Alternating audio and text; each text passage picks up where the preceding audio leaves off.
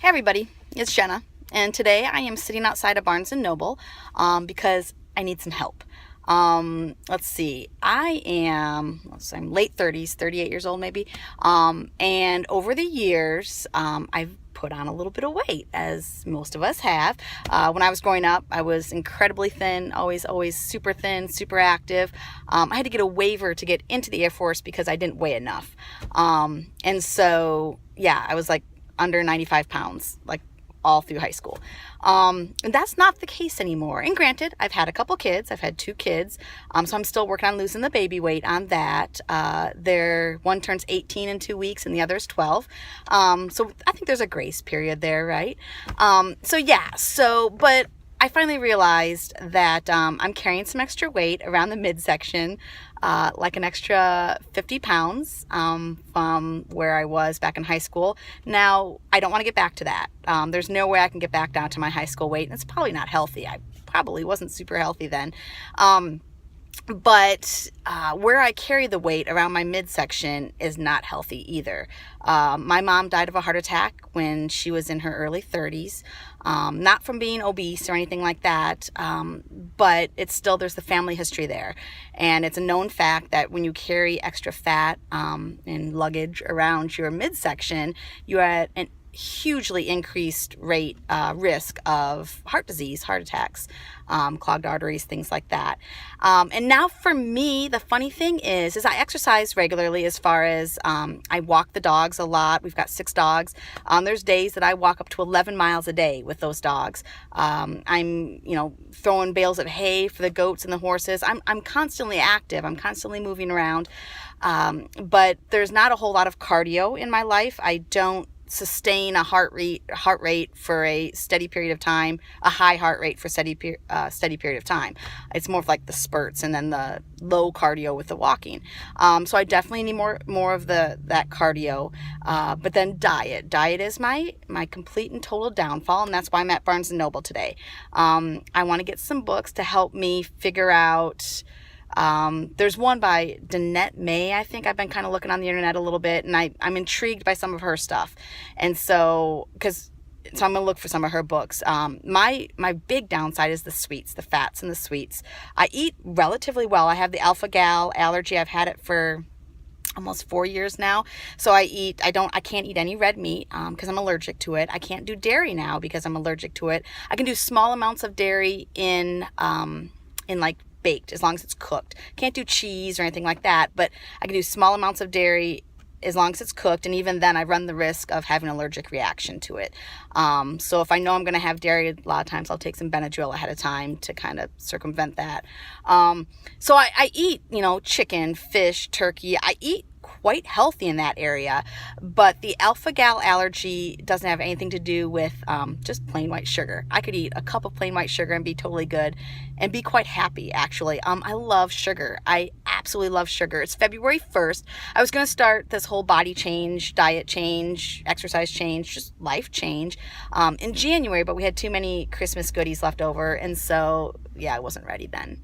And so we are doing February. It's February 1st. And so I've decided, okay, I'm going to make this the day and we're going to do good. So for breakfast, I was like, okay, I'm going to start right from the start. For breakfast, I had a huge glass of water, a cup of coffee with my nut pod creamer, which is actually quite healthy.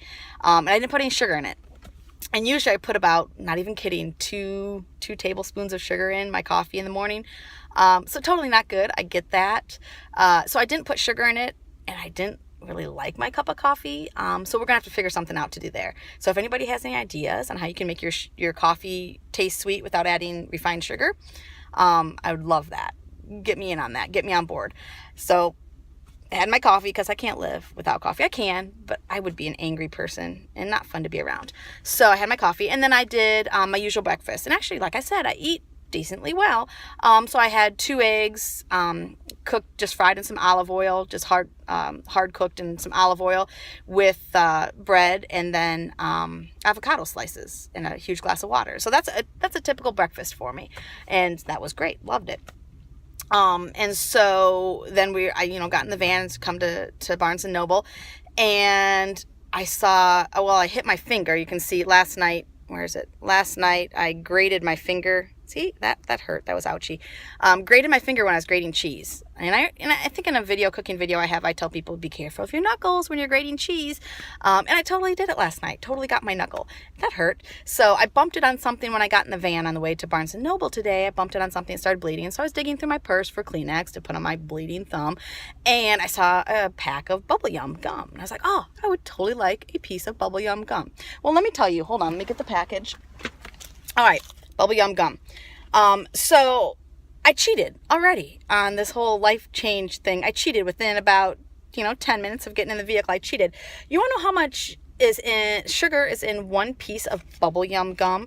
There are I think I saw 5 grams. Yeah, 5 grams in one piece of gum. 5 grams of sugar. 25 calories in a piece of gum. Now I wonder, do you have to actually swallow the gum? Or just chewing it? Do you get all that out of it chewing it? I don't know. I'm not sure on that.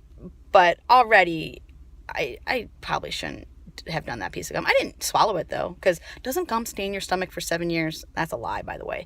I'm not going to tell you how I know that's a lie, other than I had a gumball machine when I was a kid with all those little gumballs, the colorful ones, and I ate like a ton of gumballs in... Probably not accidentally swallowed them, probably swallowed them on purpose. I don't know. But I'm going to tell you right now, those did not stay in my system for 7 years because I had some rainbow unicorn droppings for a couple days. So yeah, totally not true. And maybe just the coloring came out. I don't know. Anyways, so if anybody knows the facts on that, let me know too in the comments. But yeah, so I'm going to step into Barnes & Noble and I'm just going to peruse some of the lifestyle diet changes on what I can do. I'm interested in juicing, interested in that.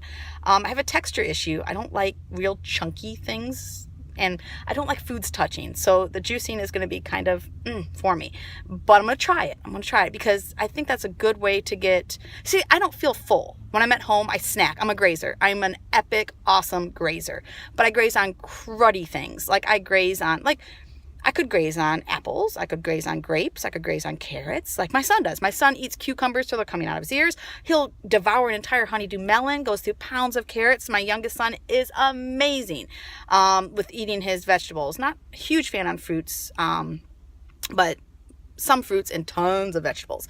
So, but no, I go for the peppermint cookies. I go for the chips. I go for the... I just go for all the sweets. Candy Starburst. Oh, love Starburst.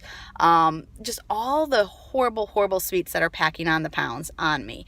And that's not good. That's not healthy. We're not going to do that. So I need something to satisfy not only my cravings, but that pit in my stomach that says I'm hungry. And I think sometimes when I'm bored, I think I'm hungry. So I'm going to try to fix that too and figure out, ask myself, are you really hungry? Drink a glass of water. I've heard that. If you think you're hungry or you're hungry, drink a big glass of water and then just wait and see. And a lot of times, I don't know how that would work because if that fills it up, then you were hungry. Like there was a pit in your stomach that you were hungry. I don't know. Anyways, I'm going to try that. But I'm also just going to try just kind of taking stock of the situation. Am I bored? Am I stress eating? Am I, what am I doing? But the problem is this has a cafe. It's got a Starbucks cafe in it. And I usually get when I go to Starbucks, which is often, not good, but often, I don't get tea. Sometimes I do, but usually I don't. Usually I get like some kind of mocha with like almond milk or something. But I get the ones that have a lot of calories. So I'm going to start at Barnes & Noble. I'm going to get tea because there's a couple other teas that there's a jade citrus one that I love. So I'm going to start getting the tea. So I still have because I like that, holding that Starbucks cup. There's just something comforting about holding that Starbucks cup and drinking my Starbucks. I don't know. I might be a yuppie on that. I'm not sure. But so I'm going to try just getting tea. I'm going to try that. And we're going to see how that works out. And then I'm going to peruse the books. And I might, turn this back on when we're in there and let you guys, peruse with me. We'll see. But yeah, so I'm going to try it. So is anybody else on board with this? And if you've been doing this, let me know. Because like I said, midsection, it's my midsection. I carry all of my weight in my midsection, or most of it. And so that's what I need to get rid of. And I've got abs. They're just under a thick layer of insulation. We'll say insulation. I've got when I go, that's just wrong. I shouldn't have that, right? I shouldn't, I know, you're always going to have a little bit, but that's look, even when I'm normal, it's it's hanging down. That's not good. That's not good. We're not going to continue that. So some tonings, and it's got to be a lot of diet change for me because I'm quite active. And some steady cardio. I think I might get back into swimming, but you know, you got to wear a swimsuit for that. So let's do some diet things first, right? Yeah. So yeah, so I'm going to jump in there. We're going to find some books, and I might come back on when I get back out here, or I might have you join me in there. We'll see. But anyways, bye for now, and I'll see you in a little bit. Bye-bye.